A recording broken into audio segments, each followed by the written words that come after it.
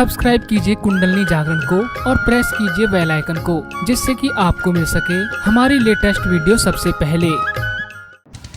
इसलिए अगर आप ही सत्य को मान लें और स्वीकार कर लें और अपने को सत्य के रास्ते पर सफाई पर ले आए, तो सत्य कहीं और से आप पर प्रकट हो तो बड़ा भयंकर होता है, बहुत जोरों में उठता है वो, और उसकी जो चाल होती है उसके अंदर बहुत से अनाथ, दुखी, बेसहाय और बेगुनाह लोग भी मारे जाए।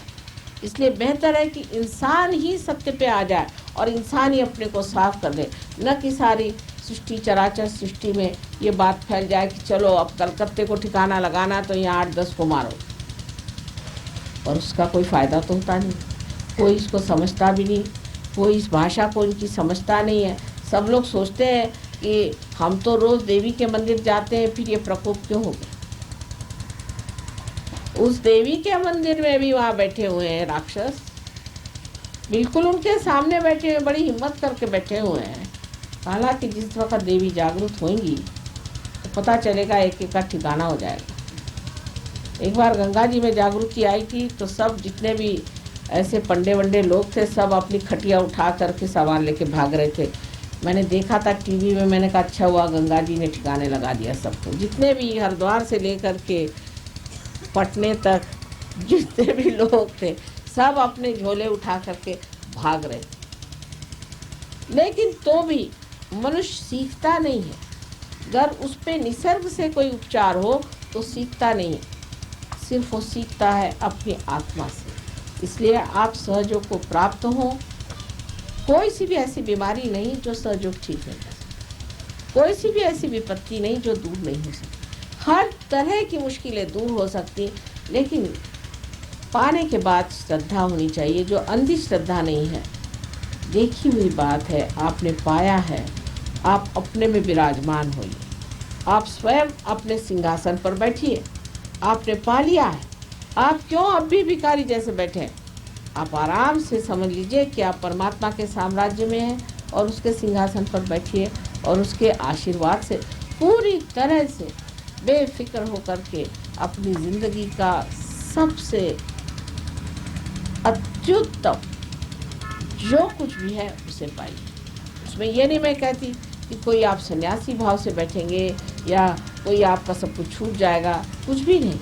लेकिन आपकी उपभोग शक्ति जो है वो बढ़ जाती है।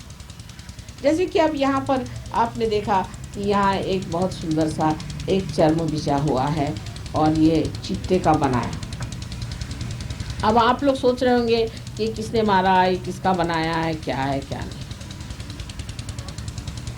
लेकिन हम इसको देखते ही साथ ये विचार हो गए, हम कुछ सोचते नहीं हैं।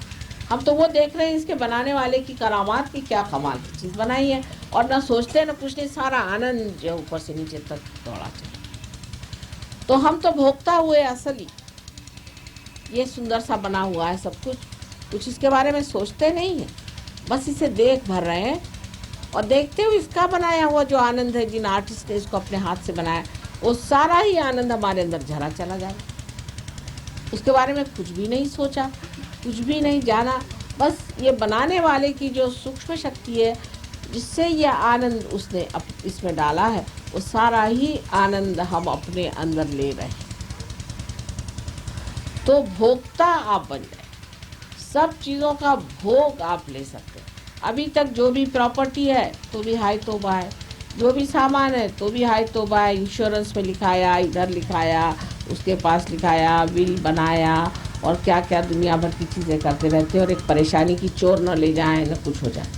हम तो किसी के भी नाम कोई चीज़ हो, अब ये लायन क्लब के नाम है समझ लीजिए, लेकिन हम तो इसको पूरी तरह से भोग रहे हैं। चाहे आपके नाम से हो, चाहे किसी के नाम से हो, भोगने का काम तो हमारा है, हम इसे पूरी तरह से भोग रहे हैं।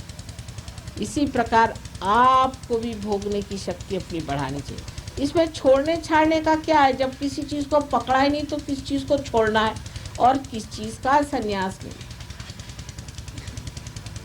थोड़ी बात बढ़ती है लेकिन कहना पड़ेगा, क्योंकि आप सहयोगी हैं, आपसे ही ये बात कही जाएगी। अगर ये बात मैं अगर जनरल पब्लिक में कहूँ तो 50% लोग उठ करके भाग जाएंगे। दूसरी बात ये कहने की आपको सब चीज़ भोगना है, लेकिन उससे भी आगे मैं ये बात कहूँगी कि सिर्फ आपको भोगना ही नहीं है, लेकिन आपको इसी ज़िंदगी में यहीं पर मज़े से जम के रहना है, कहीं भागना नहीं है। कोई पलायनवाद नहीं कि आप गेरुआ वस्त्र पहन करके अगर आए तो आपके वाइब्रेशंस गए। रावण भी तो आया था गेरुआ वस्त्र पहन करके। विशेषकर गेरुआ वस्त्र से मुझे बड़ी चिढ़ है। काहे को संन्यास ले रहे हो? क्या तो आपकी माँ नहीं बहन? आपकी माँ सामने बैठी हुई, आपको क्या मजाल है कि आप संन्यास ले लेंगे? इससे बढ़ के लिए माँ के लिए और क्या दुख की बात होगी। अगर किसी माँ को दुख देना तो आप कहेंगे माँ कल से मैं संन्यास ले रहा हूँ। वो कहे बेटा तेरे को जो चाहिए सो ले ले, माफ कर। ये समझ लीजिए कि मैं आपकी माँ हूँ, और माँ को सुख काहे से होता वो भी समझ लेना चाहिए, और दुख काहे से होता। अब दूसरी जो बात है, ये उपास करने की बीमारी जो हमारे अंदर बना दी है, ये बिल्कुल गलत बात है कि आज शनिवार तो उपवास, कल रविवार तो उपवास। इस दिन आप खाना खाते हैं भगवान जाने। अगर आपको ऐसे उपवास का शौक है तो करिए। भगवान कहता अच्छा चलो, हिंदुस्तानियों को बड़ा उपवास का शौक है, तो उपवास ही में मार डालता है। क्योंकि आपको शौक है तो वही करिए। लेकिन अगर माँ को दुख देना है तो लड़का कहता है कि माँ मैं आज खाना नहीं खाऊंगा। हो गया, माँ का तो सारा दिन खराब गया। बच्चे ने कह दिया कि खाना नहीं खाऊंगा तो बड़ी बुरी बात, उसका तो प्राण निकल गया। अरे बाप रे, आज कैसे होगा, मेरी जान गई, अब तो मेरे बच्चे ने खाना नहीं खाया। सारे दिन वो टेक लगा के बैठेगी कि अरे मेरे बच्चे ने खाना नहीं खाया। सारी दुनिया को बताएगी, पेड़ को बताएगी, पत्तों को बताएगी, सबको बताएगी मेरे बच्चे ने खाना नहीं खाया। और इस देश में मैं देखती हूँ जो देखो वही उपवास करता है। तो मैं तो मेरे समझ नहीं आता कि मैं क्या करूँ, मैं कैसे समझाऊँ। बाबा क्यों ऐसा कर रहे हो? आराम से खाओ, आराम से पियो, लेकिन पीने का मतलब गलत नहीं लेना चाहिए।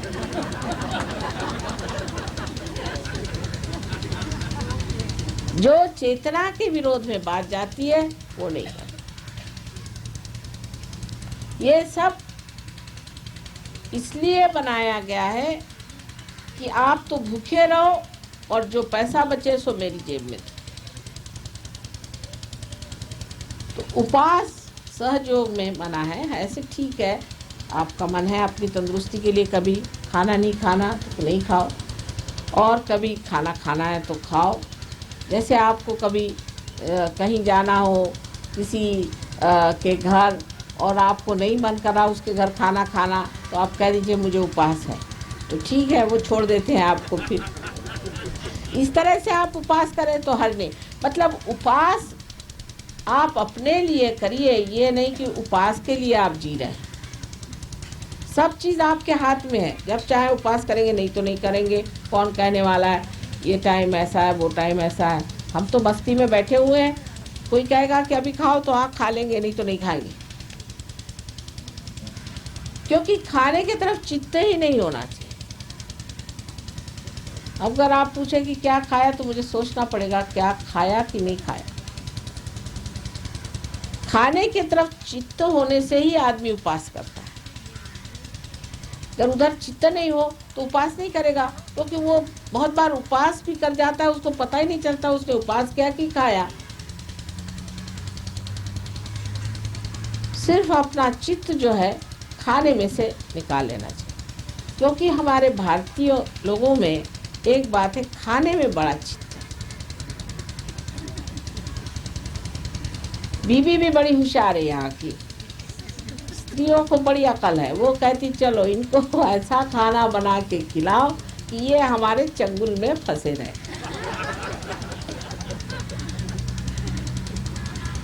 कहीं भी जाएंगे दौड़ के घर आ जाएंगे, क्योंकि खाना बनाना हिंदुस्तानियों को नहीं आता, आदमियों को। तो औरतों ने उनको ऐसा बना दिया कि खाना तो बना नहीं सकते, और बीबी क्या बना रही इधर ध्यान, तो बीबी इसी पर आपको पटा लेगी, और इसीलिए चित्त हमारा ज़्यादा खाने पे रहता है।